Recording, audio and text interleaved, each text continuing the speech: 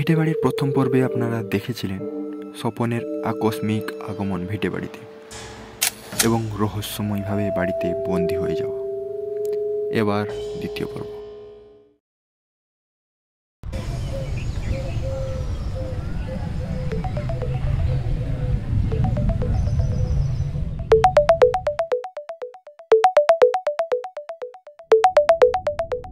Hello hello বাবা, তোর বাড়িতে স্বপন গিয়েছিল, দুদিন হলো কলটল নেই, কি ব্যাপার বলতো? আসলে কাকিমা তার মোবাইলটা খারাপ হয়ে গেছে, তো সেই জন্য সে কল করতে পারেনি। ও ঠিক আছে, এলে কল করতে বলবি। ঠিক আছে কাকিমা। কাকিমাকে বা মিথ্যা কথা বলে বুঝিয়ে দিলাম, বাট সত্যিই তো ছেলেটা গেল কোথায়? দুদিন ধরে ওর দেখা সাক্ষাৎও নেই। দেখি সুব্রত কি কলটা লাগায়। বলছি, ওর দুদিন ধরে কোনো কলও নেই, কোনো মেসেজও নেই, তোকে কিছু বলেছে? না তো, আমাকে তো কিছু বলেনি। ঠিক আছে, তুই এখন ফোনটা রাখ, আমি একটু ব্যস্ত আছি, পরে করছি, রাখছি। ঠিক আছে ঠিক আছে।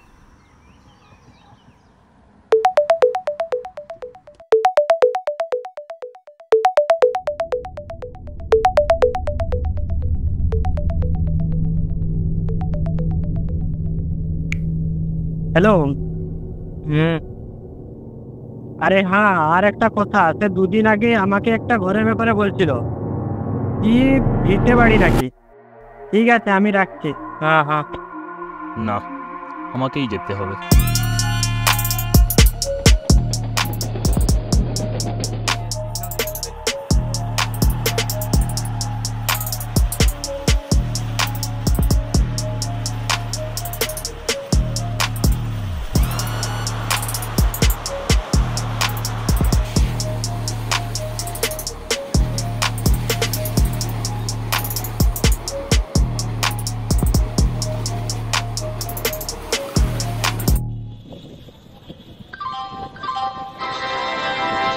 यात्री कृपया ध्यान दें, गाड़ी क्रमांक 1280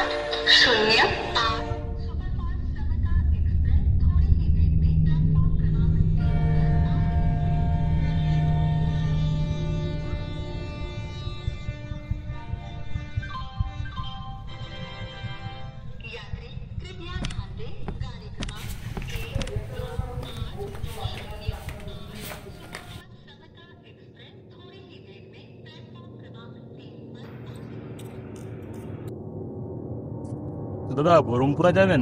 বহরমপুরা তো যাবো না। দেখো না একটু দাদা।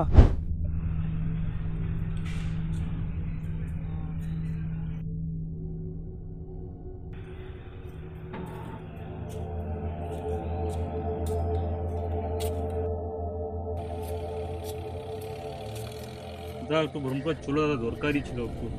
বহরমপুরা যাবে? বহরমপুরা যেতে হলে 200 টাকা লাগবে। ঠিক আছে ঠিক আছে, চলো চলো চলো।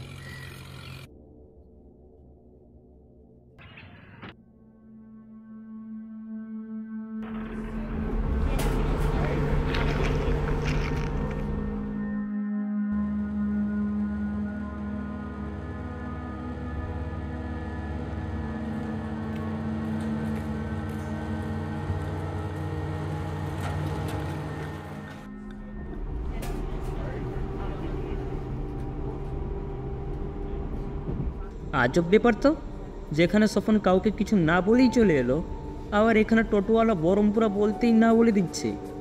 না, একে জিজ্ঞেস করি এ বাড়ি ব্যাপারে কিছু জানে নাকি। দাদা, তুমি কি ভিটে বাড়ি সম্পর্কে কিছু জানো?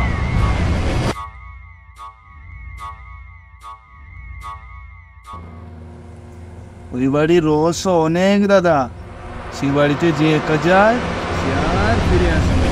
এইসব বাজে কথা বন্ধ করে তো দাদা। এই নাও তোমার 200 টাকা। ঠিক আছে।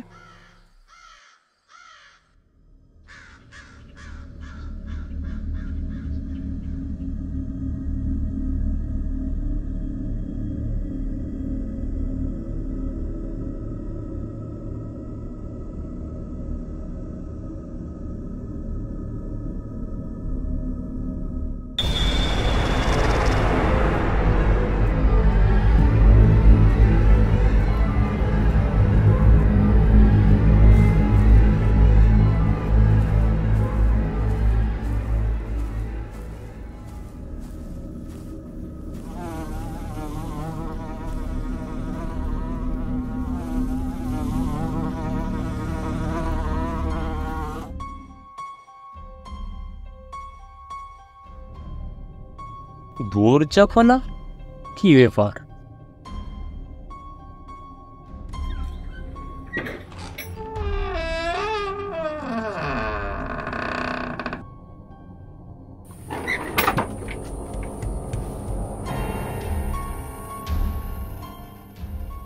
স্বপন, স্বপন, আরে কোথায় তুই?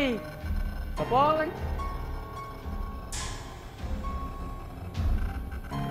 কোথায় তুই?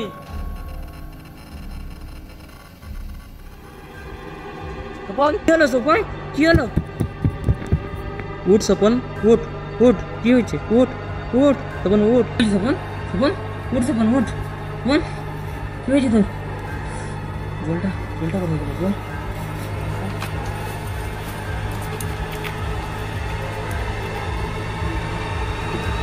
উঠ স্বপন, উঠ।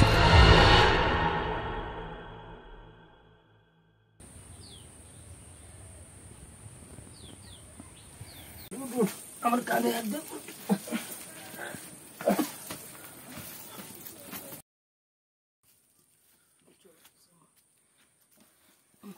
চল চল বাইরে চল, হালকা হালকা চল, হালকা চল, সেখানে চল।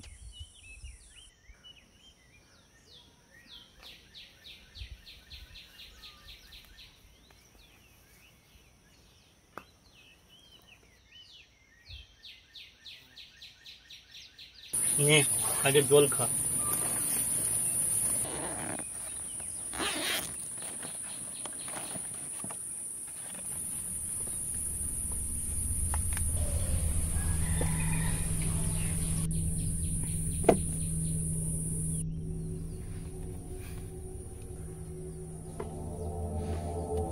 ব্যাপারটা খুলে বলতো।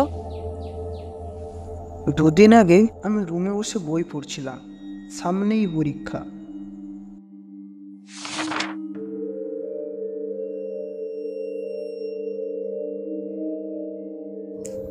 তাই বই পড়তে পড়তে মাথাটা ধরে গেছিল, আর পড়তে ভালো লাগে না। দেখি শিশু ভারতীর সেরা সংকলন আসছে, সেটা একটু দেখি। নিচে ঝুঁকে যখন গল্প বইটা বের করছিলাম, এমন সময় ওই বইয়ের সঙ্গে একটা পুরনো ডায়েরিও চলে আসে। এটা কি আবার? তারপর ওই ডায়েরিটি নিয়ে নাড়াচাড়া শুরু করে দিই।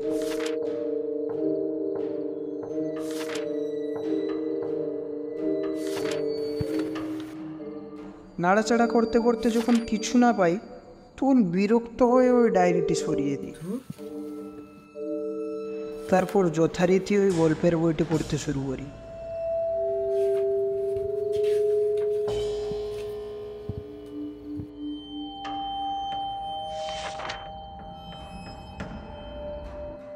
ধীবর ও দৈত্য।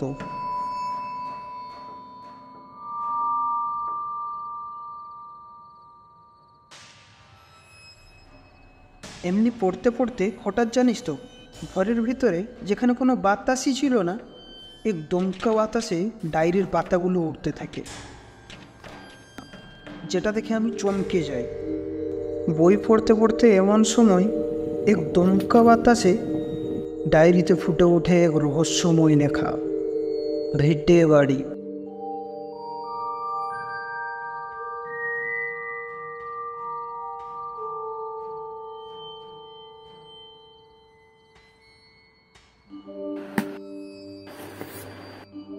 তারপর আবার জিজ্ঞাস্য চোখে ওটা পড়তে শুরু করে দিই।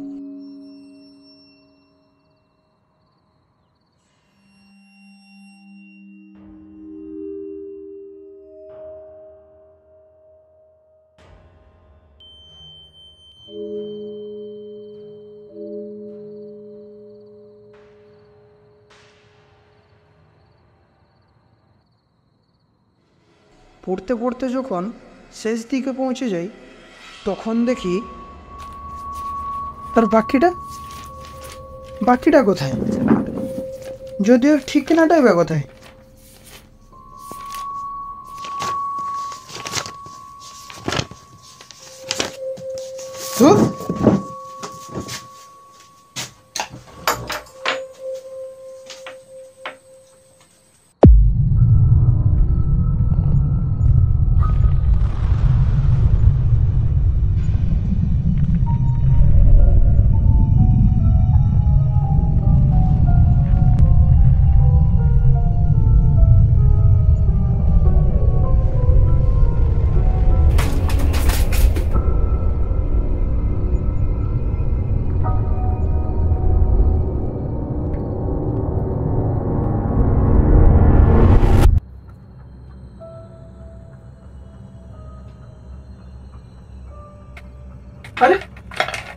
টুথপেস্টটা কোত্থেকে এলো?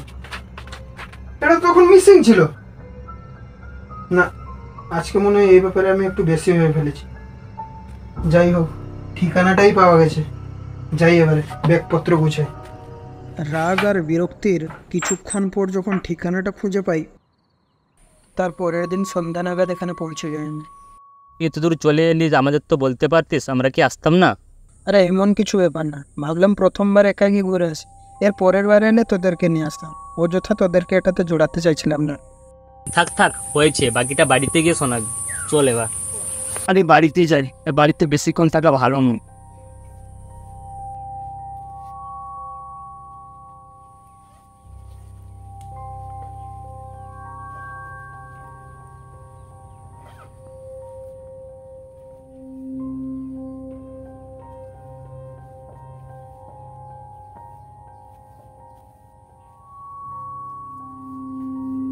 আরে হ্যাঁ, তো কাল যে সুব্রত বলল যে আমাকে ফোন করে জানিয়েছিল, ওই এবারে তো কিছু বললো না।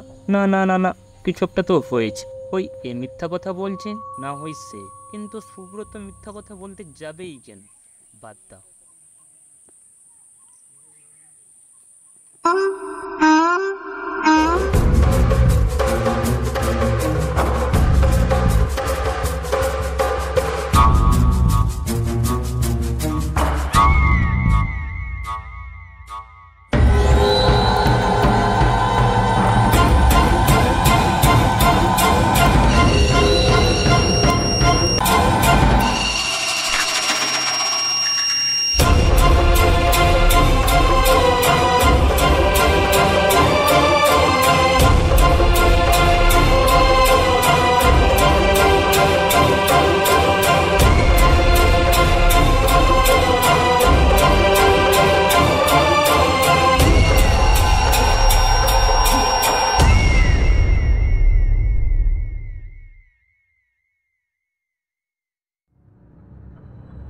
যাই এবারে ব্যাগপত্র গুছাই।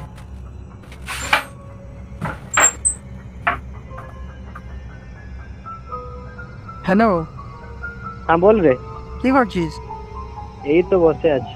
আমি বলছিলাম আমাদের পুরনো বাড়িটির ঠিকানা আমি পেয়েছি, তুই কি যাবি? কোথায়? ঠিকানাটা মেদিনীপুরের কোনো একটা গ্রামে। গ্রামটার নাম কি বলতো, বরমপুরা নাকি? না রে, যেতে পারবো না, একটু কাজ আছে। ও ঠিক আছে, রাখছি। ঠিক আছে তাহলে।